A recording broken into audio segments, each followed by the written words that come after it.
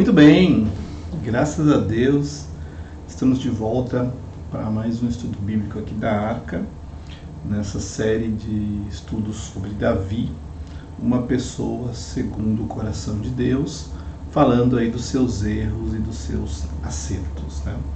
A história de Davi é uma história muito interessante, muito ampla, muito cheia de detalhes. E a gente encontra essa história em 5 livros da Bíblia. A gente viu isso nos episódios anteriores, né? Que a história de Davi começa em 1 Samuel, mas não termina em 1 Samuel, né? Continua em 2 Samuel.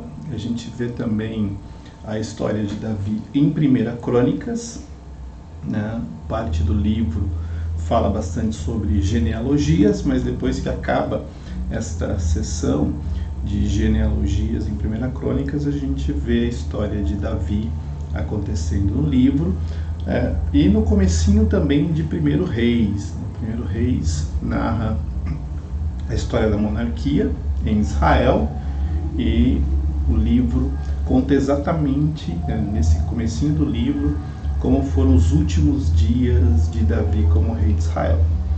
Mas além desses livros, a gente vê muito a respeito de Davi nos Salmos. Davi foi um grande salmista e escreveu diversos salmos, e a gente vê muito do seu coração, muito daquilo que são os seus sentimentos, os seus pensamentos nesse livro de Salmos.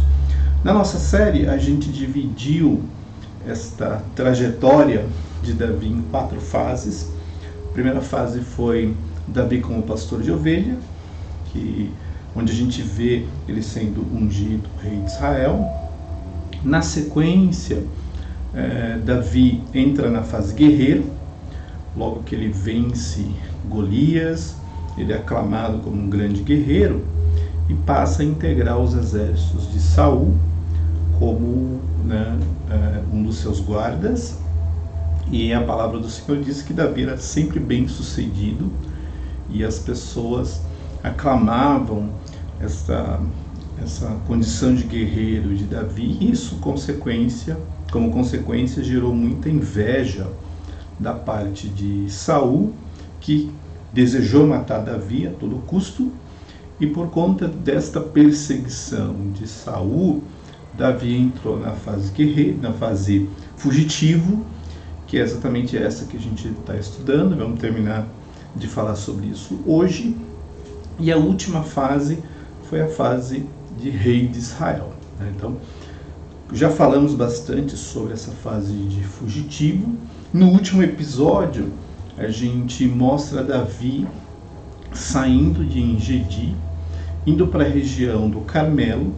Se você olhar no mapa aí, você vê a setinha verde, que é onde Davi estava. Ele vai para a região do Carmelo, e lá ele conhece um homem muito rico, muito próspero, chamado Nabal, que tinha gado. E como Davi estava ali com seus homens na mesma região, ele meio que ajudou a proteger os bens de Nabal, né? E aí, por alguma razão, Davi achou que Nabal devia um favor para ele e mandou seus soldados, né, pedir para Nabal algum recurso, algum mantimento, algum suprimento, né? Só que Nabal, ele era um homem muito cruel, ganancioso, podemos dizer assim. E quando os soldados de Davi chegaram para pedir um suprimento, Nabal recusou. Falou: não, tem muita gente fugindo aqui, que para na minha porta para pedir as coisas, e eu não ajudo ninguém desse tipo. Os homens voltaram com a mensagem de Nabal, e Davi ficou enfurecido. Davi ficou completamente ensandecido com a resposta de Nabal, e a atitude dele foi matar Nabal e todos os homens daquele lugar. Então mandou seus soldados se armarem e foram na direção de Nabal para matar todo mundo.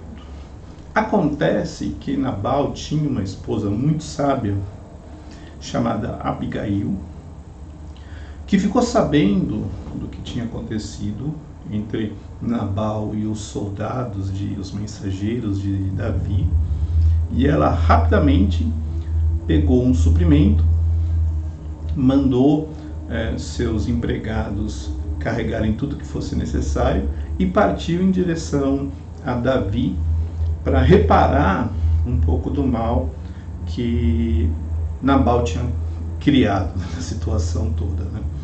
E aí, quando Abigail chega diante de Davi, ela se prostra, ela pede desculpas em nome de Nabal, oferece o suprimento que Davi precisava, e Davi reconhece na atitude de Abigail que ele realmente ia tomar uma decisão, né, absurda, né? E aí, por causa da intervenção de Abigail, Davi não praticou aquela matança, né? E eu queria só fazer chamar um detalhe aqui. Eu acho Abigail, né, dentre as mulheres da Bíblia, uma das mais formidáveis. Uma das. Porque você vê uma mulher de atitude, de coragem, de iniciativa, né, que abraça um problema que nem era dela, mas ela abraça um problema, dá a solução, e ela acaba sendo uma agente, né, uma intercessora, uma mulher que se posicionou diante de Davi, né, para que alcançasse misericórdia para os homens e as famílias daquele lugar, porque eles iam morrer, né? Então, Abigail, realmente uma mulher formidável. Mas nessa passagem, que está em 1 Samuel, no capítulo 25, a gente vê aqui um grande erro de Davi, né? Ficar bravo só porque alguém disse não para ele, né? Por mais que Davi de repente poderia imaginar assim: puxa, eu ajudei esse homem não quer me ajudar. Cara, mas Davi, a vida é assim. Não sei se você percebeu, mas a vida é desse jeito. Você ajuda, né? Mas não necessariamente você vai ter uma retribuição, não necessariamente você vai ter algo em troca. Então, a gente não pode cair no erro de achar que as pessoas devem alguma coisa para a gente, né? Se nós ajudamos e as pessoas não nos ajudam, Deus é justo. É Deus que faz a justiça, é Deus quem dá a recompensa. Então, nada de querer fazer justiça com as próprias mãos, nada de querer vingar, nada de querer dar o seu jeito, porque esse foi um grande erro de Davi. E a gente comete muito esse erro quando a gente se acha injustiçado e quer praticar uma autojustiça, uma justiça com as próprias mãos, achando que a gente tem todo o direito para isso. Davi estava errado. Graças a Deus que Abigail não permitiu, né, ela interviu naquela situação para que Davi não cometesse essa loucura, porque de verdade, gente, se Davi fizesse essa matança toda, ele ia ser tão ruim quanto Saul. Saul não tinha mandado matar lá os homens de Nob, porque ajudaram Davi, né, no caso o sacerdote. Que diferença a gente ia ter entre Davi e Saul, sendo Davi fazendo a mesma coisa? Então, Deus usou aquela mulher para impedir que Davi agisse exatamente como Saul. Foi a mão de Deus. Então, Deus usando uma mulher sábia, formidável, para evitar aquela loucura toda. Acontece que daí, Davi vai de novo para o deserto de Zif, e mais uma vez os habitantes de Zif, eles entregam para Saul a localização de Davi. E vai de novo Saul até o Zif, perseguir Davi para tentar encontrá-lo e dar fim para a sua vida. Acontece que Saul, ele ficou acampado no deserto, e os homens de Davi avisaram qual era a localização de Saul. E aí Saul acampado, dormindo, Davi vai com um pequeno contingente, não vai com muita gente para lá, né? Mas vai acompanhado, e ele pega a lança de Saul e, ao invés de cravá-la na cabeça de Saul, que de repente qualquer outro faria, né, Davi sai e longe ele grita para Davi e para os seus homens o que tinha acontecido e como ele poupou a vida de Saul, né? E aqui a gente vê, né, no capítulo 26 de 1 Samuel, mais um grande acerto de Davi, né? Davi poderia ter dado fim em Saul facilmente, acabaria com a perseguição, com o seu sofrimento, mas ele mostrou que não era esse tipo de homem sanguinário, covarde, que mataria Saul, né, dormindo. Já pensou a cena, né? Davi não era assim, né? Saul realmente viu o tipo de pessoa que Davi era. Por mais que ele quisesse matar Davi, Davi tinha um certo respeito e uma certa consideração com relação a Saul, não faria mal a Saul de jeito nenhum, e ali ele provou mais uma vez que ele não tinha essa intenção de tomar o trono, de apunhalar Saul pelas costas, né?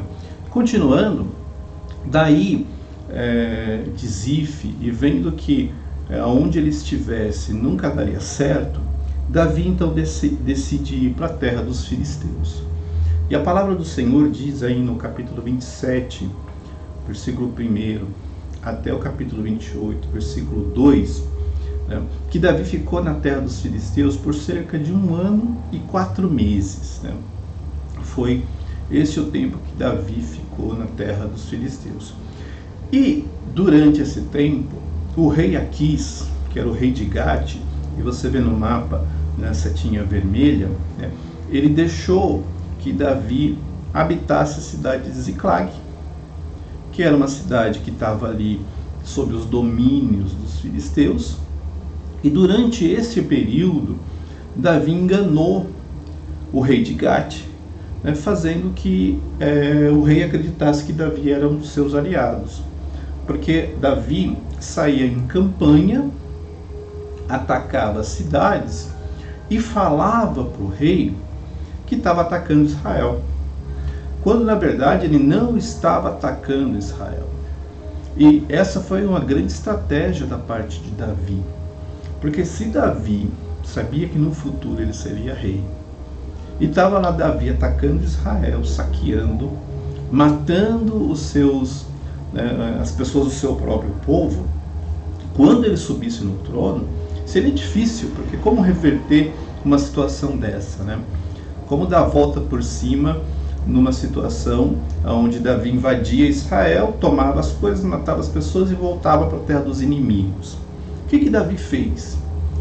Ele realmente saqueava, ele realmente atacava, mas não era Israel, eram os outros povos. Ele ia lá nas outras cidades, invadia, tomava as coisas, levava embora. Só que Davi matava todo mundo que estava naquele lugar. Então, quando ele invadia uma cidade, pegava o despojo daquela cidade e matava todo mundo. E aqui, gente, de verdade, é outro grande erro de Davi. Porque Davi, para sustentar a sua mentira, ele não podia deixar testemunhas. Porque já pensou? Ele diz que está invadindo Israel. Aí não está invadindo Israel, está invadindo os outros povos. Deixa alguém vivo e chega para o rei de que Davi está falando uma coisa, mas fazendo outra, para Davi seria um grande problema.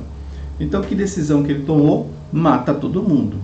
Homens, mulheres, idosos, crianças, não deixa ninguém vivo. Porque vivos testemunham, mortos não falam nada. E isso é um grande erro. Porque matar inocentes para sustentar uma mentira é um absurdo. Davi não precisava se refugiar na terra dos filisteus. Não precisava. Não tinha razão. Deus estava do lado dele. Deus daria vitória. Deus daria livramento. Mas vai Davi e acha que com os filisteus ele estaria melhor. E para sustentar suas mentiras ele tinha que matar inocentes. Crianças inocentes. Idosos que não podiam se defender. Mulheres que não podiam se defender. Grande erro de Davi. E a gente precisa aprender com isso, porque nós estamos sujeitos à mentira. E se a nossa mentira vira uma bola de neve, onde a gente tem que acabar fazendo coisas absurdas para sustentar as nossas mentiras, Deus não tem parte nisso. Deus não pode aprovar esse tipo de coisa. Então, ame sempre a verdade, porque a palavra do Senhor diz que o diabo é o pai da mentira. Então, cuidado com isso, não entra por esse caminho, porque esse caminho não leva a lugar nenhum. Aliás, faz com que a gente entre nesse ciclo, como Davi entrou, tendo que sustentar a sua mentira com destruição, com morte, com todo tipo de atrocidade. Amém? Continuando, no exército dos filisteus, Davi acabou sendo convocado para a guerra. Os filisteus estavam sempre em guerra com Israel. Sempre. E aí, mais uma vez, vamos à guerra. E aí, o rei de Gate, Aquis, como ele estava sendo enganado, mas não sabia, obviamente, achou que seria muito útil levar Davi para a batalha. Porque, afinal de contas, Davi estava ali, junto com o rei, tinha toda a confiança do rei, era um grande herói de guerra, era justo ter alguém com as qualidades de Davi. Acontece que os príncipes dos filisteus, eles ficaram com medo da chance de Davi trocar de lado, achando, puxa vida, eu vou agora ganhar a confiança de Saul, atacando os inimigos de dentro, E os filisteus acharam que era melhor que Davi fosse dispensado. E aqui, que está no capítulo 29, a gente vê um grande acerto. Não lutar contra o exército de Israel foi um grande acerto. Graças a Deus por isso, porque se Davi entra nessa batalha, lutando contra o seu próprio povo, como reinar depois, Como sentar no trono sabendo que pouco tempo antes você tinha lutado contra o seu próprio povo, E aí Davi vai embora, é dispensado, graças a Deus por isso, E às vezes a gente entra em guerras, às vezes a gente entra em lutas que a gente não precisa lutar, que a gente não precisava nem entrar nessa. Às vezes a gente entra, Mas o melhor de tudo é quando você tem a sensibilidade de quais lutas você não deve lutar, quais brigas você não deve comprar. Não é tudo aquilo que você precisa fazer. Tem coisas que Deus vai fazer por você.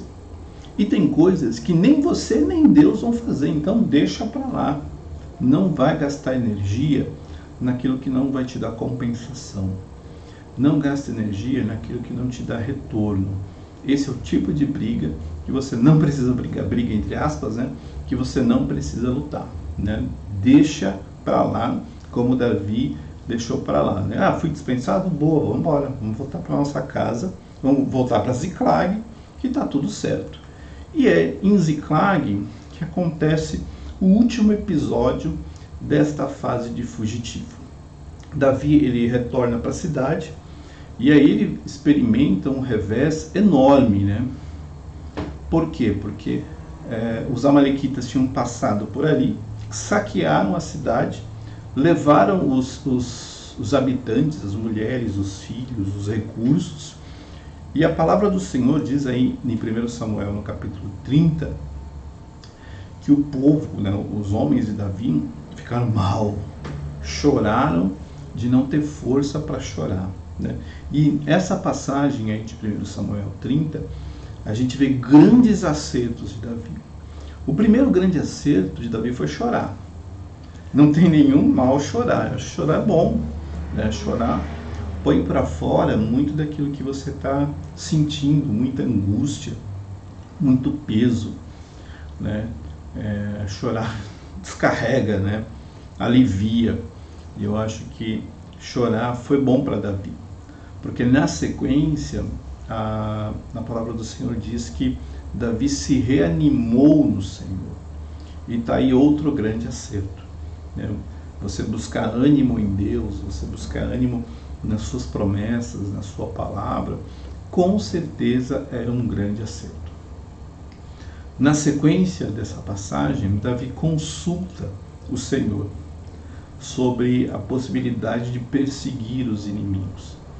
E Deus fala para Davi: vai, que você vai ter tudo de volta. Vai, que você vai conseguir. E Davi foi. Está aí o outro grande acerto dele, né?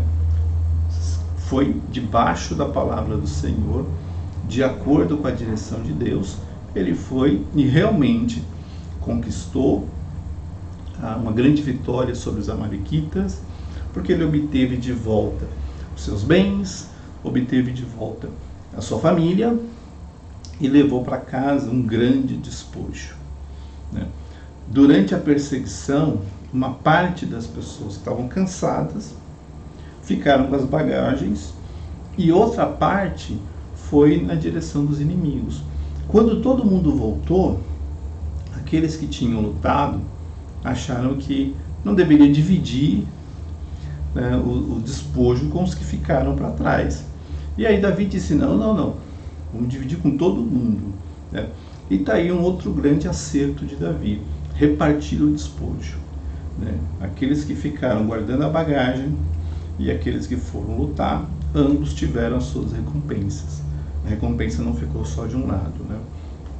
Então, nessa série do capítulo 30, nesse episódio aí da vida de Davi, a gente vê grandes acertos, né? Começando com chorar, se reanimar no Senhor, consultar a vontade de Deus, caminhar na direção dessa vontade, ser justo com todo mundo, que foi o que Davi foi, né? Isso mostra o tipo de pessoa que realmente Davi estava se tornando, né? Essa foi a última circunstância de Davi como fugitivo, porque na sequência a gente vê que Saul foi para o campo de batalha e no campo de batalha ele morreu. Então você está vendo aí nessa fotografia, né, uma colina que é exatamente onde aconteceu a morte de Saul. O corpo de Saul ficou exposto nessa colina, né? E aqui então terminou mais uma fase da vida de Davi, porque agora ele não precisava mais fugir, seus inimigos estavam mortos e acabou então a fase de perseguição, de fuga. Amém? Terminamos então essa fase de Davi como fugitivo. A gente vai fazer um break no nosso estudo bíblico, a gente vai parar um pouquinho nesse mês de dezembro, mas a gente volta em janeiro, logo depois que passarem as festas, a gente volta para falar de Davi como rei. Amém?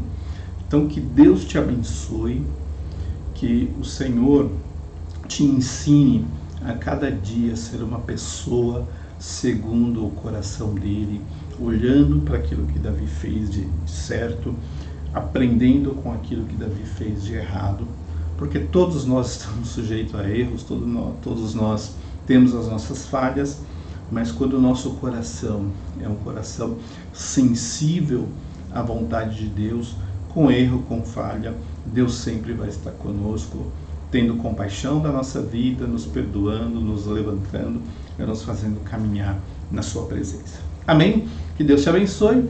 Paramos por aqui. Em janeiro a gente volta, se Deus quiser, em nome de Jesus. Deus te abençoe. Tchau, tchau.